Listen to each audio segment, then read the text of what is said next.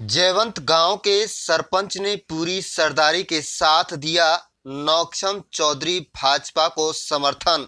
आपको बता दें कि जयवंत गांव में हुए नौक्षम चौधरी के इस कार्यक्रम में आसपास के गांवों से भी काफी लोगों ने भाग लिया।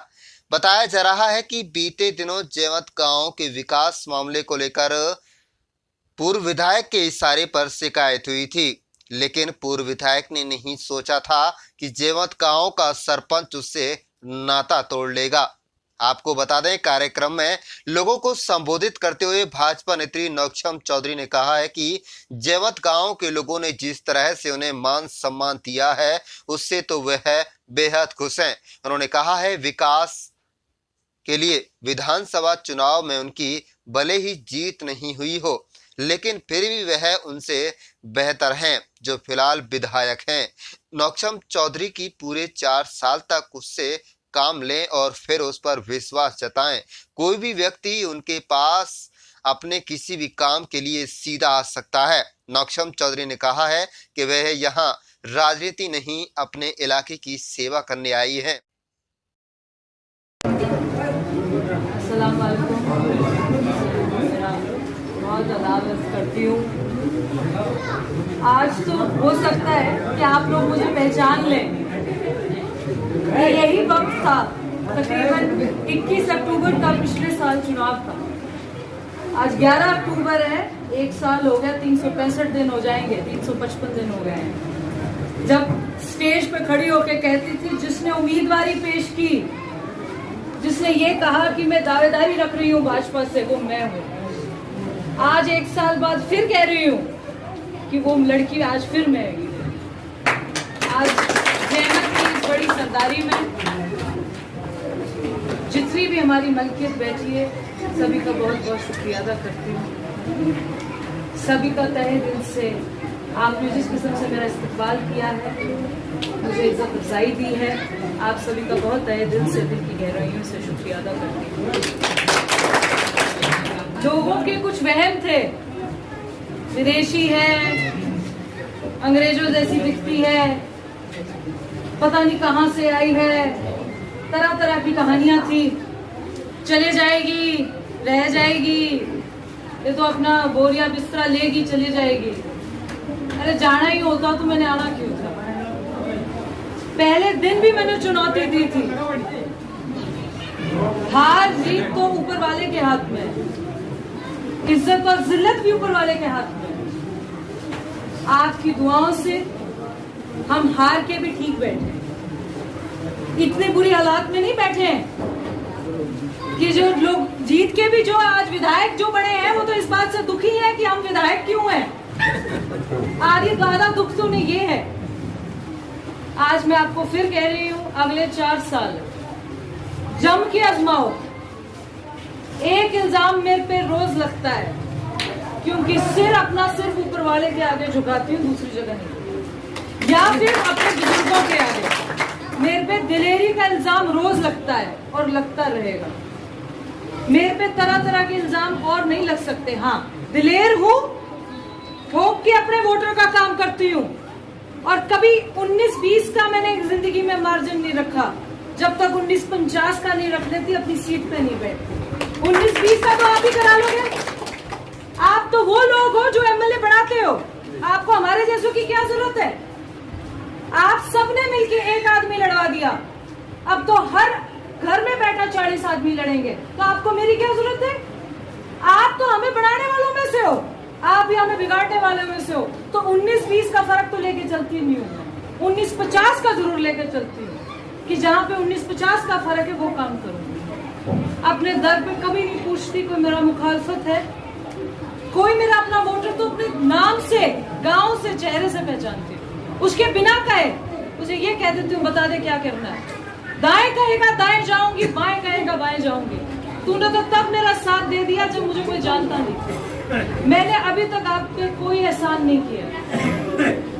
मेरे वालिद साहब ने बहुत हक हलाल की कमाई से मेरी तालीम दी, मेरी परवरिश की, विदेश में रिहाइश की, अलग अलग मुल्कों में मुझे तालीम दिलाई। फिर भी लोग ये कहते थे कि अपने कोई काम पे, नौकरी पे जाती है, पैसे की कोई कमी नहीं है। पैसा ना हम यहाँ पे लेने आए हैं, हम पे कमी कोई है नहीं। मेरे वालिद साहब अपने बहुत 30 साल से हम पावर देख रहे हैं। 35 साल हो गए हमारे परिवारों को पावर देखते हुए। हमारे नाना से लेके, हमारे वालिद साहब से लेके, मेरी माँ से लेके सब पावर में बैठे हैं। 35-36 साल हो गए तो पावर देखने तो आए नहीं है। कम से कम 40 साल हो गए सरकारें चलाते हुए। 2-2 राज्यों में सरकारें चलाई हैं। देखें, हिसाब किताब देखें, तो हिसाब वो तो देखना ही नहीं आए। अगर हम यहाँ भी पावर दिखाएंगे तो हमसे ज्यादा नकारा कोई आदमी नहीं। सियासत चलती है राजधानी से, जिसको कहते हैं दिल्ली। दूसरी सियासत चलती है चंडीगढ़ से। हम वहां बैठ के अपने आप देख लेंगे वो काम कराने। यहाँ पे बैठ के क्या पावर दिखाएंगे? आप पे और हमें क्या फर्क है? आप भी जमींदार हो, हम भी जमींदार हैं। जमींदारी में क्या पावर दिखाएंगे? यहाँ तो आप भी और आपसे। आज कल जोहर साहब आए थे, मैंने जाते जाते बोला जी आप आधा कल कप चाय पिलाओ मुझे। उनका बड़प्पन है, उन्होंने मुझसे ये नहीं पूछा क्यों पीना चाहती हो बेटी। मैंने कहा कोई बात नहीं, आप आधा कप चाय पिलाओ। आपको ये नहीं कहने आई कि मुझे वोट दे देना, आपसे वोट मांगने नहीं है। आपको कहने आई हो आजमा लो मुझे 4 साल। कहीं लगे कि आज इस पे ये दाग है, ये इल्जाम है, छोड़ दे। बेशक शरेआम कह रही हूँ, जहां लगे कि हमारा काम नहीं करती, हम जाते हमारे लिए कुर्सी नहीं छोड़ती, हम जाते हमारी इज्जत अफजाई नहीं करती।